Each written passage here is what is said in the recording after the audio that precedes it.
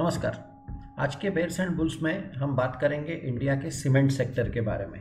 बहुत से निवेशक होते हैं जिनकी ये सोच होती है कि क्योंकि जीडीपी ग्रोथ होगा तो उसके कारण इंफ्रास्ट्रक्चर या हाउसिंग बढ़ेगा तो उसके कारण सीमेंट कंपनियों को फ़ायदा होगा।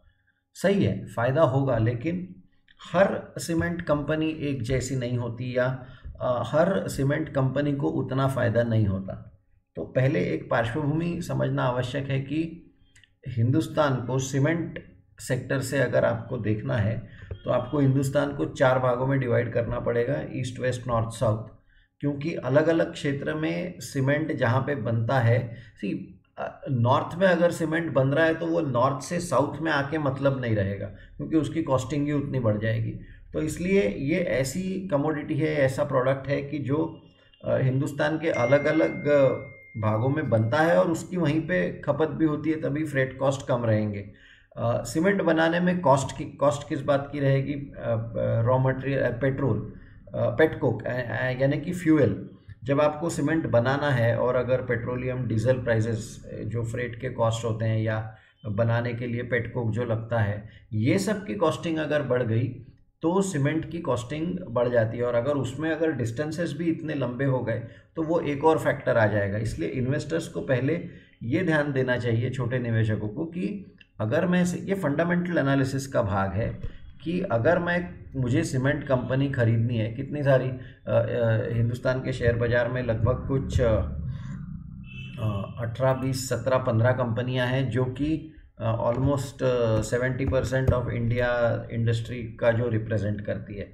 तो आपको लिस्टेड स्पेस में बहुत सी कैपेसिटी मिल जाए, बहुत सी ऑप्शंस मिल जाएंगे, पर उसमें से कौन सा चुनना है ये आपको थोड़ा सा देखना पड़ेगा। हम स्टॉक स्पेसिफिक तो बात नहीं कर सकते, पर यहाँ पे अपने कैपिटल मार्केट मॉड्यूल में हम वो पूरी बात करते हैं। अगर आपको ज्वाइन करना है तो आप कर सकते हैं, उसकी लिंक नीचे डिस्क्रिप्शन में दे देंगे। लेकिन सीमेंट सेक्टर के बारे में अगर देखना है तो कुछ अपने पास रिसर्च रिपोर्ट्स अवेलेबल है। ये बहुत स्टैंडर्ड रिसर्च रिपोर्ट्स हैं, ये सब जगह पे आपको मिल जाएंगे। तो स्पेशली कोरोना के बाद अगर कुछ ट्रेंड्स दिख रहे हैं तो वो हम यहाँ पे समझने की कोशिश करेंगे। सबसे जैसे कि ये HDFC सिक्योरिटीज़ का रिपोर्ट है,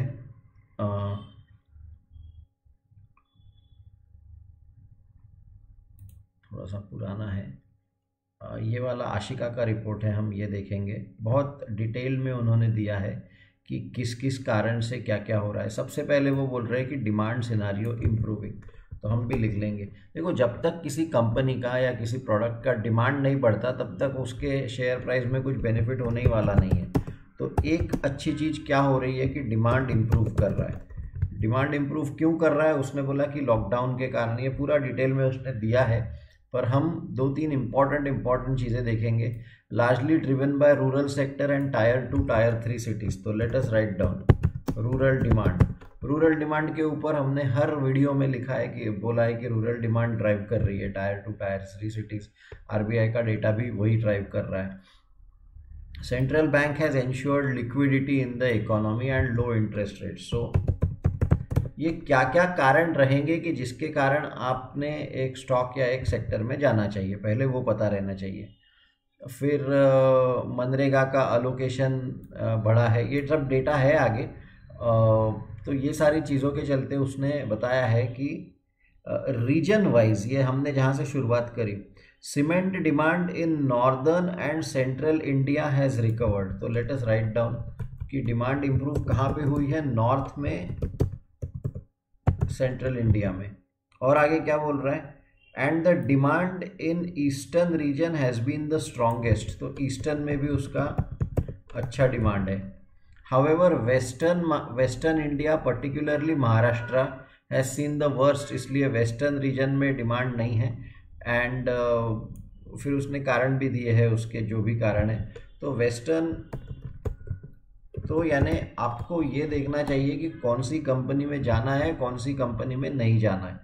overall the current demand environment look strong, यानी जनरली उनका ज़्यादा कुछ चिंता की बात नहीं है, ऐसा ये रिपोर्ट बोल रहा है। रियल जीडीपी ग्रोथ में एक उन्होंने बड़ा इंटरेस्टिंग पॉइंट निकाला है जो हम सब ने सोचना चाहिए। वो बोल रहे हैं कि पिछले 6 साल में सीमेंट डिमांड ये जीडीपी ग्रोथ से कम हुई है। So let us write down here कि cement demand less than has lagged, उसने वर्ड यूज़ किया है लैग्ड जीडीपी ग्रोथ। तो अगर पिछले इतने सालों में 6 सालों में अगर सीमेंट डिमांड ये कम थी, इसका मतलब है जीडीपी ग्रोथ होने के बावजूद भी कंस्ट्रक्शन एक्टिविटी नहीं हो रही थी, तभी तो डिमांड नहीं बढ़ रही थी। तो उनका बोलना है कि अभी ये बढ़ लेगा, क्योंकि कितने दिनों तक ऐसा होगा कि कंस्ट्रक्शन एक्टिविटी नहीं है लेकिन फिर भी डिमांड बढ़ेगी। तो इसलिए ये एक कारण है, वो लोग बोल रहे हैं कि डिमांड यानी सीमेंट सेक्टर की तरफ आपने ध्यान देना चाहिए। सीमेंट सेक्टर में क्या डिमांड ड्राइव कर रहा है? Rural driving the demand. It is expected that the demand in rural areas and rise in affordable housing. Affordable housing यानी पीएम आवास योजना जो स्कीम है। As per the CRISIL report there will be a recovery रहेगी and despite the lockdown 7 to 8% की recovery रहेगी। तो क्रिसिल भी मान रहा है कि सीमेंट सेक्टर में देयर विल बी रिकवरी करके। Demand lockdown in rural areas was not as severe as in urban. सबसे इम्पॉर्टेंट बात है कि रूरल लॉकडाउन इतना स्ट्रिंजेंट नहीं था जितना शहरों में था। और दूसरी बात, labourers have shifted to their villages. शहरों में जो लेबरर्स थे वो सब अपने अपने विलेजेस में चले गए, और बाकी भी कंपनीज जैसे पिडिलाइट बोलिए, एशियन पेंट्स बोलिए, ये सब जो भी हाउसिंग से रिलेटेड है, सभी ने ये बताया है कि वहाँ पे डिमांड एकदम से बढ़ गई क्योंकि लोगों ने अपने घरों में काम चालू किया। तो दे स्टार्टेड, किसी ने पेंटिंग किया, किसी ने नई दीवार बनवा ली। तो रूरल इंडिया में सडनली एक डिमांड, और ये जो पूरी, अच्छा बारिश इस बार अच्छी, late us write down that also कि खरीफ प्रोडक्शन अच्छा हुआ है, खरीफ प्रोडक्शन अच्छा हुआ है, रबी प्रोडक्शन अच्छा होने की संभावना है। तो इसके लिए भी मॉनसून अच्छा होने के कारण भी रूरल डिमांड में काफ़ी स्ट्रेंथ है, और जिसके कारण भारत की अर्थव्यवस्था में जो कृषि संबंधित जो भी काम होते हैं वो विलेजेस में होते हैं, रूरल में होते हैं, ग्रामीण भाग में होते हैं। और ये डेटा बता रहा है कि वहाँ पे एक अच्छी डिमांड की देखी गई है फॉर ऑल दिस। तो ये सारे चीज़ों के कारण सीमेंट सेक्टर को ये जैसे रिपोर्ट या और कहीं भी अगर आप भी इन्वेस्ट कर रहे होंगे तो पता तो रहना चाहिए कौन से। As per industry estimates 50 to 60% of labourers have return to Uttar Pradesh, Bihar, Orissa, west Bengal. तो आप देखिए, उत्तर प्रदेश ऊपर का स्टेट हो गया, बिहार ऊपर का स्टेट हो गया, तो दैट मीन्स ये सारे नॉर्दर्न रीजन के स्टेट्स है। तो नॉर्दर्न रीजन में डिमांड भी ज़्यादा है और नॉर्दर्न रीजन में सप्लाई भी उतना नहीं बढ़ रहा है जितना बाकी के इसमें बढ़ रहा है। एक और ग्राफ है कहीं तो भी जो सप्लाई डिमांड बताता है, तो ये आपको पता रहना चाहिए। स्टॉक स्पेसिफिक हम यहाँ पे बात नहीं करेंगे। अर्बन में देखिए, अर्बन में वो क्या बोल रहा है कि रेरा के कारण, जैसे यहाँ पे एक बड़ा इंटरेस्टिंग लाइन है, total 1.2 billion square feet is under RERA, और उसमें से 70% 3 साल में आने वाला है। तो let us write down urban demand. ये सब ड्राइवर्स हैं कि टोटल 1.2 बिलियन स्क्वायर फीट में से 70% अगले 3 साल में कंस्ट्रक्शन हो। सीमेंट तो लगेगा ना अगर बिल्डिंग बनानी है आपको, तो ये एक भाग हो गया। रेसिडेंशियल इन्वेंट्री कमिंग डाउन, लोग घर ही नहीं खरीद रहे थे, लेकिन इन्वेंट्री यानी क्या कि माल पड़ा हुआ है, अब वो घर अनसोल्ड घर पड़े हुए हैं, तो वो धीरे धीरे कम हो रहे हैं, और ऐसा उनका बोलना है। तो दैट मीन्स अगर ये कम हो रहे हैं तो इसका मतलब है कि और नए घर बनने लगेंगे, क्योंकि इन्वेंट्री फिर से बने। दैट मीन्स रोटेशन में आ रही है इंडस्ट्री, ऐसा आप उसको बोल सकते हो। पैन इंडिया सेल्स इम्प्रूव कर रहे हैं। कैपेसिटी यूटिलाइजेशन, सीमेंट सेक्टर की कैपेसिटी यूटिलाइजेशन, जितनी ज़्यादा कैपेसिटी यूटिलाइजेशन रहेगा उतना प्राइसेस स्ट्रांग रहेंगे, क्योंकि मैंने 5 फैक्ट्री खोल के रखी है और जिसमें से एक में भी काम नहीं हो रहा है, तो 6वीं फैक्ट्री डाल के क्या मतलब है। और फिर कोई भी आके मेरा एक भी प्रोडक्ट खरीद लेगा तो मैं बोलूँगा ले ले यार। सो अगर इसका उल्टा रहा कि मेरी 5 फैक्ट्रीज है, तीनों शिफ्ट में काम कर रही है, जो माल आ रहा है सब बिक रहा है, तो दैट मीन्स कैपेसिटी जितनी यूटिलाइज्ड रहेगी उतना डिमांड स्ट्रांग है ऐसा उसका मतलब रहेगा। तो यहाँ पे वो बोल रहा है कि सीमेंट सेक्टर कैपेसिटी यूटिलाइजेशन जो बहुत कम हो गया था यहाँ पे, वो धीरे धीरे कैपेसिटी यूटिलाइजेशन बढ़ रहा है। और जैसे जैसे कैपेसिटी यूटिलाइजेशन का क्या मतलब है कि मेरी जितनी कैपेसिटी है उसमें से कितनी यूटिलाइज हो रही है। तो ज़्यादा यूटिलाइज होगी तभी होगी जब डिमांड ज़्यादा रहेगी। तो ये वो बताता है। और कैपेसिटी एडिशन कहाँ पे हो रही है? ईस्ट में ज़्यादा कैपेसिटी ऐड हो रही है, लेकिन नॉर्थ में बहुत ही कम कैपेसिटी ऐड हो रही है। तो आपको अगर स्टॉक्स देखने हैं तो नॉर्दर्न साइड के, वेस्टर्न साइड के, वो सारी कंपनीज जो वहाँ पे है वो अगर आप देखेंगे तो शायद वहाँ पे ज़्यादा डिमांड, क्योंकि सीमेंट का प्राइसिंग और ऐसे सीमेंट, हाँ प्राइसिंग की भी बात कर लेते हैं कि Q1 FY21 और Q1 FY20 यानी साल दर साल आप देखेंगे तो नॉर्थ में सीमेंट के भाव 2.5% से बढ़े, ईस्ट में 5% से घटे हैं। ईस्ट में 5% से घटे हैं। तो आप क्यों, जहाँ पे भाव घट रहे हैं सेलिंग प्राइस, वहाँ पे प्रॉफिट होने के या कंपनी का शेयर प्राइस, वहाँ की कंपनियों के शेयर प्राइस ऊपर जाने की संभावना लगभग कम रहेगी। ये स्वाभाविक है क्योंकि पैसा ही अंदर नहीं आ रहा। भाव कम करके थोड़ी ना प्रॉफिट बनता है। प्रॉफिट तो तब बनता है कि जब आप कॉस्ट के ऊपर ज़्यादा सेलिंग प्राइस दे के मार्जिन ज़्यादा लेते हो। पेटकोक के भाव कुछ दिनों तक नीचे आए थे जब लॉकडाउन था दुनिया भर में, उसके बाद पेटकोक के भाव ऊपर जाना चालू हो गए। तो ये कॉस्टिंग का पार्ट है। पर उनका बोलना है कि बाकी फिर कंपनीज हैं तो उनका बोलना है कि ठीक है कॉस्टिंग बढ़ रही है क्योंकि रॉ मटेरियल का कॉस्ट बढ़ रहा है, लेकिन डिमांड इतनी सर्ज हो रही है कि डिमांड सर्ज के कारण सीमेंट सेक्टर के कॉस्ट बढ़ने की ज़्यादा चिंता करने की आवश्यकता नहीं है। ये एक और रिपोर्ट है एडलवाइस का, ये भी देख लेंगे।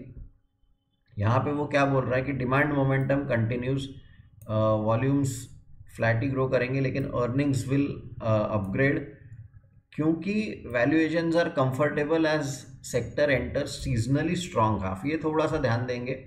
अक्टूबर, नवंबर, दिसंबर, जनवरी, फरवरी, मार्च, ये जो 6 महीने यहाँ पे बारिश नहीं रहती है। और इसके लिए उसके पहले के जो 3 महीने हैं मार्च अप्रैल से, जब मानसून के जो पीरियड रहता है सितंबर तक, उसमें कंस्ट्रक्शन एक्टिविटी रुक जाती है। तो कंस्ट्रक्शन एक्टिविटी रुक जाती है तो सीमेंट की भी डिमांड कम हो जाएगी। सीमेंट ऐसी चीज़ है उसको पानी लग गया तो वो पत्थर बन जाता है, फिर वो कुछ काम का नहीं होता।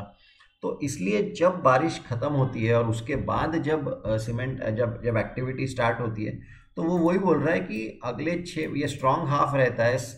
H2 is a strong half. और उसमें उसके हिसाब से अगर आप देखो तो इनको वैल्यूएशंस कंफर्टेबल लग रहे हैं। और इन्होंने स्टॉक्स के नाम भी दिए हैं। दे आर सेइंग कि डिमांड कंटिन्यू होगी,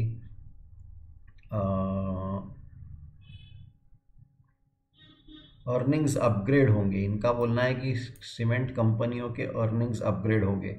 आप देख लो कहाँ पे कौन से है। या फिर से अगेन वही, आप सीमेंट के बारे में बात करते हो, आपने सबसे सवाल पूछना चाहिए पहले कि वो हिंदुस्तान में ईस्ट में है, नॉर्थ में है, साउथ में है, वेस्ट में है, सेंटर में। यहाँ पे वो क्या बोल रहा है? A strong recovery would lead to 80 to 85% of utilisation in north and central India which is conducive for price hikes. और क्या चाहिए आपको? कंड्यूसिव यानी कि एक वातावरण अच्छा रहेगा प्राइस हाइक बन। देखिए कोई भी कंपनी को प्रॉफिट तभी होगा जब वो अपना भाव ज़्यादा कर सकेगी। भाव ज़्यादा कब कर सकेगी? जब डिमांड रहेगी। तो उनका बोलना है कि जो कंपनीज नॉर्थ और सेंट्रल इंडिया में है सीमेंट की, उनके लिए प्राइस हाइक करना ज़्यादा संभव रहने की ज़्यादा संभावना है प्राइस हाइक करने की। ईस्ट आर ट्रेडिंग लोएस्ट, यानी कि ईस्ट की कंपनियों में हमने पिछले भी रिपोर्ट में देखा, यहाँ पे भी वो यही बोल रहे हैं कि यहाँ पे थोड़ा सा समय लगेगा प्राइस हाइक करने के लिए, सस्टेन डिमांड लगने वाली है। इन महाराष्ट्र में कोविड के कारण, महाराष्ट्र गुजरात में कोविड के कारण रिकवरी बहुत धीरे हो रही है, ऐसा उनका बोलना है। तो for now the south remains only region with a negative pricing outlook. आपको ये पता रहना चाहिए कि मुझे कौन से कंपनी में नहीं जाना है। तो साउथ और ईस्ट की जो कंपनीज़ हैं वहाँ पे थोड़ा सा, अब वो ये प्राइसिंग का भी बता रहा है। ये बड़ा अच्छा है कि ये जो ब्लू बार है ये उसने पता है कि प्राइस रेंज है। ये पिंक डॉट यानी कि एवरेज प्राइस है और ट्रायंगल यानी कि करंट है। तो अगर आप नॉर्थ देखेंगे तो नॉर्थ में करंट प्राइस ये प्राइस बैंड के ऊपर है और एवरेज के भी ऊपर है। लेकिन आप अगर ईस्ट देखेंगे तो ईस्ट में करंट प्राइस ये लोएस्ट पे है और यहाँ पे वो यानी नीचे है। तो यहाँ से आपको पता चलता है कि किस तरह से आपने सोचना चाहिए कि कौन सी कंपनी का प्राइसिंग पावर कैसा है, उसके ऊपर से उनका किसका ईपीएस बढ़ने की संभावना है। Petcoke prices again fuel cost बढ़ने के कारण उनको कॉस्टिंग बढ़ जाएगी। पेटकोक प्राइसेस बढ़ना चालू हो गए हैं, ये उनका बोलना है। डीजल प्राइसेस क्योंकि फ्रेट का कॉस्ट रहेगा, ये दोनों कॉस्टिंग आपको ध्यान देना पड़ता है। और उसके बाद वो कंपनीज हैं, यहाँ पे वो लोग बोल रहे हैं prefers firms in north and central India with market leadership. तो कौन सी कंपनीज हैं वो भी नीचे क्यों है वो सब उन्होंने दिया है, हम वो सब स्टॉक्स पे बात नहीं करेंगे। पर ये होता है कि इस तरह से अगर आपको एनालिसिस करना है तो these are some of the points. Quickly revise करेंगे। सीमेंट 4 भाग में, east west north south centre 5 भाग में। अभी के हालत में ऐसा है कि नॉर्थ में डिमांड भी ज़्यादा है। क्यों? क्योंकि सभी लेबरर्स नॉर्थ में बिहार या यूपी के साइड से लेबरर्स पूरे देश भर से वापस गए, वो अपना रूरल डिमांड, फिर पीएम किसान और सब ये पैकेजेस वगैरह जो आए रूरल पैकेजेस, उसके कारण अच्छी बारिश के कारण रूरल डिमांड है। And at the same time north में कैपेसिटी यूटिलाइजेशन सबसे ज़्यादा है, इसलिए नॉर्थ की जो सीमेंट कंपनीज़ हैं उनको शायद बेनिफिट ज़्यादा मिलने के चांसेस है, ये जो भी हमने 3-4 रिपोर्ट देखे उसके कारण। वेस्ट में, महाराष्ट्र में और गुजरात में भी, दोनों शहरों में, दोनों यहाँ पे कोविड के कारण रिकवरी अभी नहीं हो रही है उतनी जितनी बाकी जगह पे हो रही है। ईस्ट में और साउथ में थोड़ा सा ओवर सप्लाई के कारण वहाँ की भी कंपनीज़ को इमीडिएट फ़ायदा होते हुए नहीं दिख रहा है डिमांड राइज का। तो अगर आपको सीमेंट सेक्टर में निवेश करना है तो ये 2-4 चीज़ें आपको देखनी चाहिए, 2-4 सवाल आपको पूछने चाहिए। ऐसे जैसे आज हमने सीमेंट सेक्टर किया, ऐसा किसी और सेक्टर के ऊपर भी रिपोर्ट्स का एनालिसिस करके कि छोटे निवेशक ने क्या, ये सारी चीज़ें बड़ी आसान है। इसमें हमको इसमें से कौन सी चीज़ नहीं पता थी, क्या पता नहीं था कि लोग नॉर्थ साउथ में गए। तो फंडामेंटल एनालिसिस बहुत कठिन नहीं होता है, हम बार बार वही बताते रहते हैं कि फंडामेंटल एनालिसिस बहुत कठिन नहीं होता है, लेकिन थोड़ा सा मेहनत करो तो आपको अच्छे रिजल्ट्स मिल सकते हैं।